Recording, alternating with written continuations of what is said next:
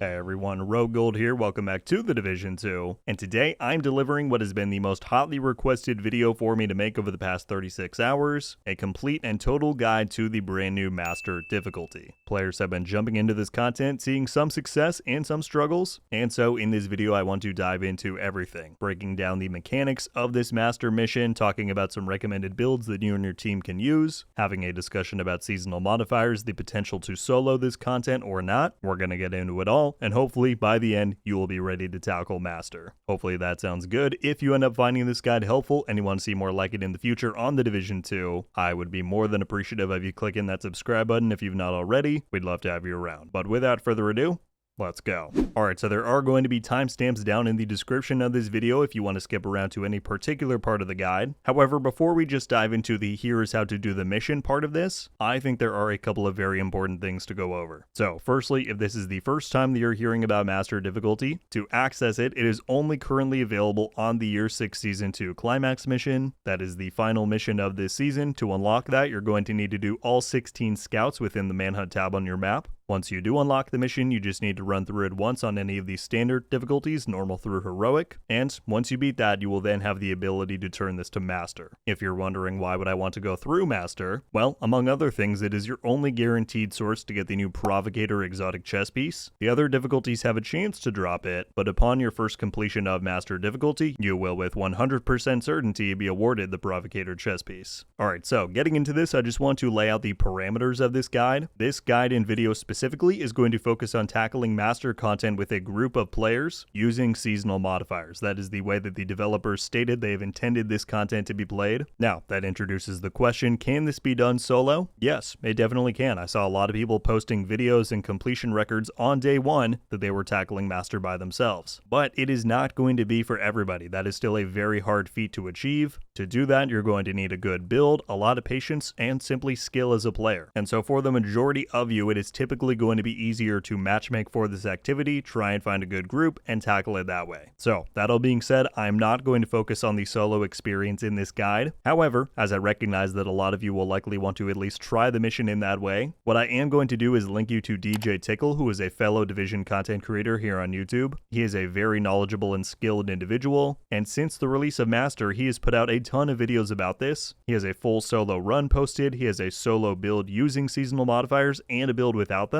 And so, if you're wanting some of those solo Master tips, I highly recommend you check some of those videos out. I will link them down in the description of this video. The other big question that a lot of people are going to ask, can this be done without seasonal modifiers? Even though that is the way that the dev said they intended this content to be played, the answer is yes. Again, a lot of people have already done this and posted it online since this came out. However, if you choose not to use them, it is just going to take you longer, right? Seasonal modifiers provide you with a ton of damage potential, and the NPCs that you are fighting within this mission are very tanky. So make your own determination there, but from a mechanical standpoint, Master will play the exact same whether you want to have seasonal modifiers on or not. Alright, well let's then tackle the question of what exactly is Master. Now that we have played through this thing, how does it differ from the other difficulties of the game? Well, compared to the standard difficulties of this mission, Master is the same mission, right? It has the same story beats, the same faction you're fighting, the same bosses. However, pretty much all of the mechanics that you do within the normal version of the mission have a +1 to them. You're doing an extra step or 2 or 3 on top of that. Most of them are randomized so that you're not exactly sure where you're going to be going for each room when you get there. And unlike the standard difficulties, there are no objective markers. So if you don't know what you're looking for, sometimes you can get a bit lost. So some examples of that is whereas on normal through heroic, you might have 2 generators to shoot out for the turret in the beginning room. On Master, you have to shoot 3, and they are in random locations as opposed to the static ones of the regular version. On the final boss of the mission, you have to hit 4 different terminals to activate the overcharge instead of the regular 3, and you have to do the sequence twice. On top of stuff like that, they also do add in raid light mechanics by having different screens with alternating number codes. You have to then take those codes and hit corresponding valves and switches in the correct order. And of course, on top of all of those things, you have beefier and harder hitting NPCs. And so all of that can make for a tough challenge, no question. Also, just like higher tier difficulties on heroic and legendary, there are no respawns in Master, except for when you get to the final boss, of course. So there is a lot to take into consideration. Now, before we dive into the mechanics of the mission itself, I want to briefly talk about some build recommendations. So let's let's go through what my team of 3 chose to run on day 1 and what took us to victory. Alright, so this is what I was running during my team's run of Master, and of course a Striker loadout is something that a lot of the Division 2 player base and community is familiar with and likely has a version of. It is simply the best damage set in the game. So I've got 6 reds here, 4 pieces of Striker including the chest and the backpack, which works pretty well to get high stacks among these pretty tanky enemies. Coyote's Mask and Seska for crit. If we take a look at my stats, 52, 139, so looking pretty good there. We got the Lexington, which is pretty much the best AR to use for overall DPS and damage. We got Killer on there. If you want to run something like this for modifiers, I like this loadout quite a lot. All out is super good to build a ton of damage.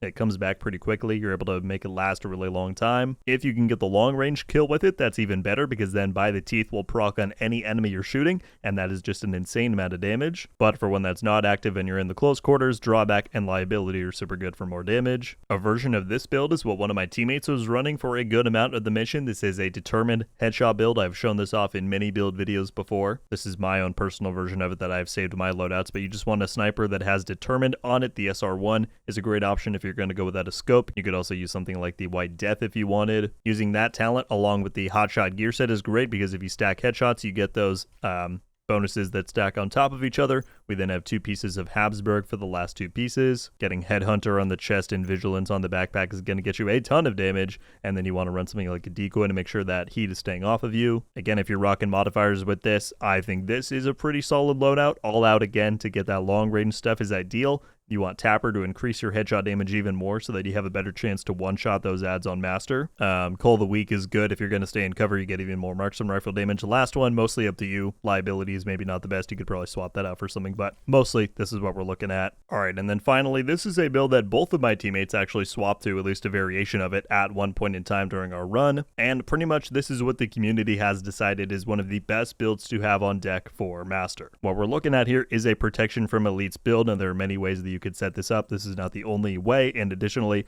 this is a pretty poor way to do it because I don't run this often, so I'm missing a mod there. Point is, what you want to do is stack as much protection from elites as possible, so we're running 3 improvised pieces to get those mod slots along with the survivalist specialization that gives us another 10. And if we look at my stat breakdown, I'm sitting at, or I would be if I had that last mod, 82%. And if you've tried Master or you've seen the footage in this video, the majority of the enemies in there are elite, so you're going to be soaking a ton of damage. On this particular setup, people will run Adrenaline Rush and Intimidate to get some damage built up to be able to still do a little bit, even though they're mainly a tank. Catharsis is great to get that damage and armor combo. You can run something like the Ummos. A lot of people also choose to run the Scorpio to get that stun on enemies. Again, many ways you could set this up, but in general, having a protection from elites build on your team is going to do you very well, so keep that in mind. As is pretty much the case with all content in the Division 2, however, those 3 builds that I just showed you are far from the only options. I've seen people say that different types of skill builds are working really well in here. Different LMG builds seem to be very strong. So at the core of this game is always innovation and creativity, and I encourage you to try and find the best loadouts and builds that works for your team. But with all of that said, let us get on to the Master mission itself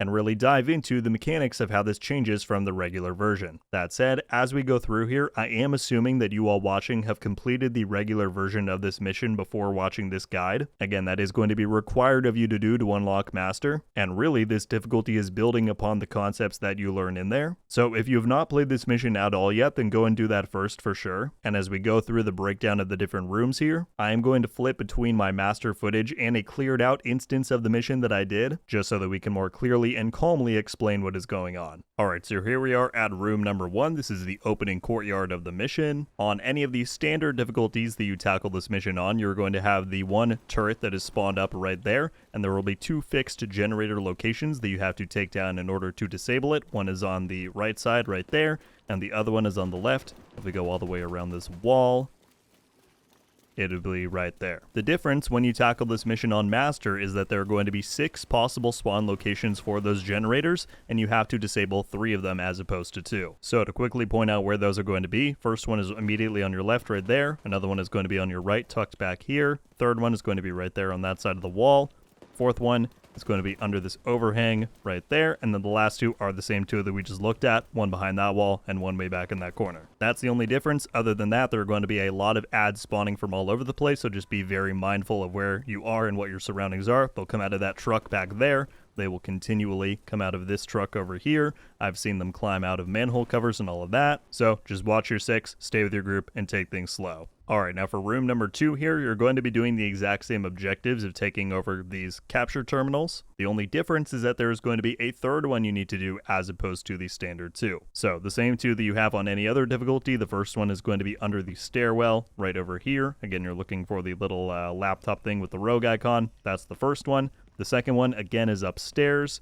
I'm going to cut ahead when I get there. It's all the way back here in this corner. This is the second one. And again, those 2 are the 2 that are always available on those standard difficulties. When you're on master, there's going to be a third one that pops up. Let's see if I can jump down. And it's actually going to be back closer to where you run into the room, tucked away right here over in this corner. So again, you're just going to need to complete that third one, and you'll be set. Alright, now for room number 3, this is where things are going to get a little bit more complex. So overall, your 2 objectives are still the same. You're just going to need to capture 2 more terminals, just like the last room. The first one is right here. Again, this is the same as the standard difficulty. The second one is in the next room right here. The one major difference for master is that the small little sequence you have to do before you can do that, which is shutting off the power because this drip is going down onto the floor. Normally, you just have to come in here and hit the one little switch and then that's done with. That part has been greatly expanded for this master difficulty. So when you enter into this room on master, again, this is the one where the first terminal is, you're going to see there is a TV screen right there. There is also a secondary one in the next room right there. When you're in here on master, both of those screens are going to be lit up with a 5-digit code. And what that corresponds to is the order in which you need to hit 5 power switches in order to shut off the electricity. How do you know which switch is which and where are they all? Well, that's what we are about to take a look at. So this one that you do on the standard difficulties, this is switch number 1, as you can see by the note right there, but there are 4 more that are actually hidden within this area. So if you come into the room, again, this is right next to the first terminal, you'll see that you can actually open up this door. And if you do that, this is where you will find switch number 2. If we go back out of here and into the next room over, there will be another door that we can open up right here. This is going to give us switch number 3 right there. Then we need to go all the way across the arena here, across the little catwalks and sky bridge. We're actually kind of going in reverse order here because we're going to find number 5. But over on this side, all the way back in this corner is switch 5. And then lastly, if we haul it all the way back down this hallway over here, way down here at the end, you're going to find switch number 4. So overall, it is a relatively simple task that it is asking you to do. All you have to do is look at the TV screen and hit the switches in that order. So if the switch combination was 5, 3, 2, 4, 1, then I would go over there first and hit 5.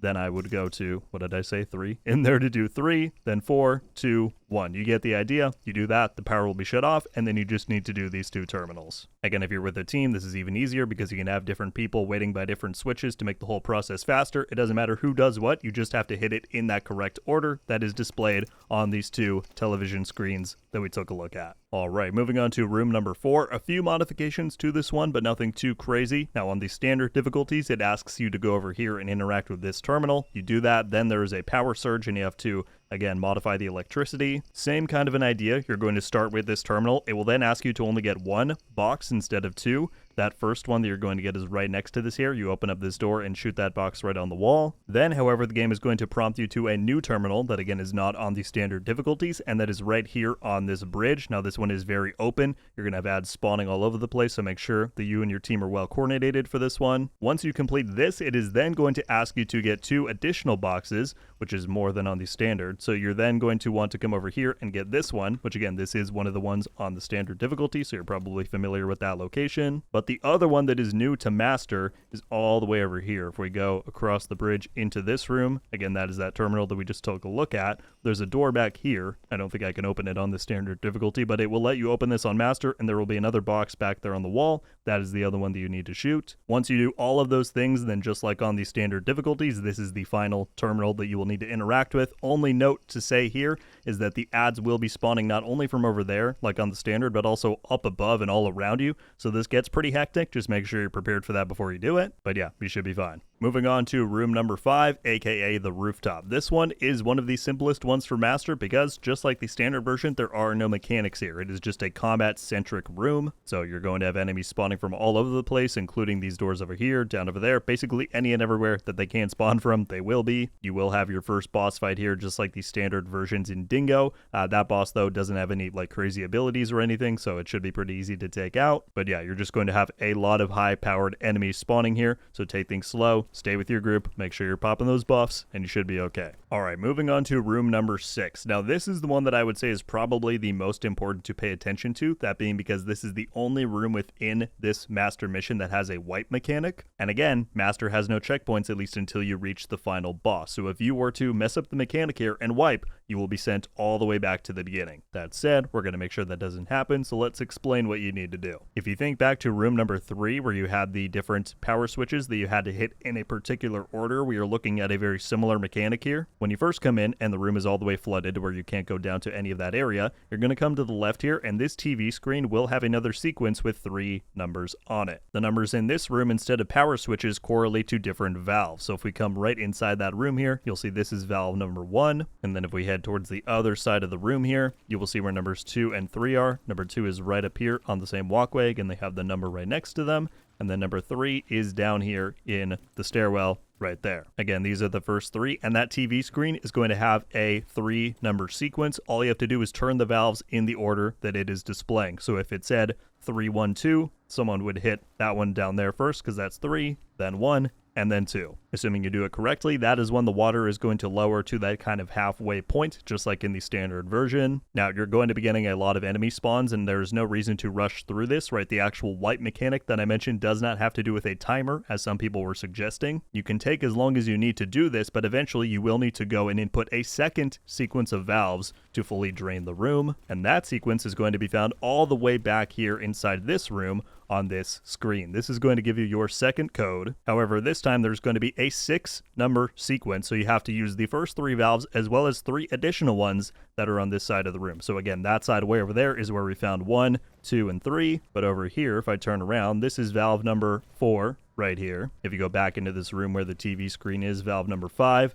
again, is on the wall right there. And then lastly, if we just head out right here and up the stairs, this is where you're going to find valve number 6. So what you're going to need to do, and the reason why this might take you a little bit with all of the enemies in the room, is that this screen is going to have all 6 numbers, and you have to then hit all 6 valves in that correct order. So it might say, for example, 3, 6, 2, 5, 1, 4, and you're going back and forth between the 2 sides of the room to hit all 6 valves. Again, you can take as long as you need to do it. The only thing to be aware of in that wipe mechanic that I mentioned is that if you mess up the sequence 3 times, if you do the valves in the incorrect order 3 different times, then the room, quote unquote, floods and you drown. Now, no, the water doesn't physically rise up, but your screen will black out and it will say that you have failed the objective. So you just need to be very mindful that you are hitting the valves in the correct order. Again, if you do mess them up, and it will give you a audio prompt at the bottom saying, hey, you messed it up, don't keep doing that because the room's going to flood. And obviously this can be tricky with a group of random people that you don't know, but as long as you can get everybody to understand the basic thing here, again, you can take as long as you need to hit those valves in the correct order. Just make sure that you're doing so. Alright, and at last we get to the 7th and final room. This is the boss room where you fight Bichon. Again, similar mechanics and steps here, just with a little bit of added complexity. So, in the standard difficulty, once you shoot the boss, it's going to trigger the thing and it tells you about his self-repairing armor, and you have to overcharge the system to break that. The same thing applies here, however, instead of hitting 2 things and then activating the overcharge, you have to hit 3 and then do it, and then repeat that sequence 1 other time. So, the first terminal that you interact with is right here. Again, that's the same as the standard version. The second one is right here. Once again, this is the one that you do on the standard version. Normally, once you do those 2, you would then come around all the way on this side of the room, and when you interact with the laptop that is on the table here, that would overcharge, and then you could then begin to damage the boss. Once you do those first 2, before you hit this laptop, you will need to come down and do this third one right here. So there's 1 extra terminal that you're going to find right here. This is right below where you come into the room. Once you do all 3 of those, then you can go to the laptop over here. If I can get back up here and hit it. However, what you're going to see is that you can damage the boss for a very brief amount of time before it will say you need to overcharge 1 more time to fully break the armor. But at this point, you know what to do. You just go and hit 1, 2, 3. You then come back here, hit it again, and that is when you can start damaging him. It is the same overall mechanic as the normal version, where you need to break his backpack to stop the healing ability. Very similar to the District Union Arena Legendary Black Tusk boss or White Tusk boss if you fought him there. Really, the only other things to mention is that on Master, Bichon will get that legendary DUA boss pulse ability. You'll see like a little symbol above his head, and when he does it, he'll send out this red wave that does a lot of damage to any allies that are nearby. And he's also equipped with a grenade launcher instead of the standard minigun that he is on the regular versions. The only other thing I wanted to mention here, although I do not have footage of it to share, is that there is apparently a strategy you can use where if you hit Bichon with a crossbow bolt from the Survivalist specialization, if you do that right when you enter the room, that will actually break his armor and you can actually bypass the whole steps of going through and overcharging him. So again, I do not have footage of that. I've not tried it. The devs will likely patch it at some point, but if you wanted to save a few extra steps and try that out, be my guest. Well, there you have it, everybody. That is my breakdown and guide for the brand new Master difficulty that has been added to the Division 2. I hope you all enjoyed the video as much as I enjoyed playing Master. Yeah, I mean, I really enjoyed this. It landed about where I expected in terms of difficulty and overall ranking compared to the Division 2's other PvE challenges, but I really like the fact that they added more mechanics on top of what you saw in the normal version of the mission, because it really kind of lived up to the name and felt like we were mastering the content. That said, my friends, that is just about everything I have. I now turn it all over to you. I would love to get some of your thoughts on what you think about Master difficulty, whether or not you have already played it for yourself or you've just been watching content like this on it. And if you're getting ready to dive in there and you still have additional questions about things, as always, feel free to leave those down below and I will do my very best to respond. But yeah, folks, that's all I've got. Thank you all so much for watching. I'll see you in the next one. RogueGold. Ow.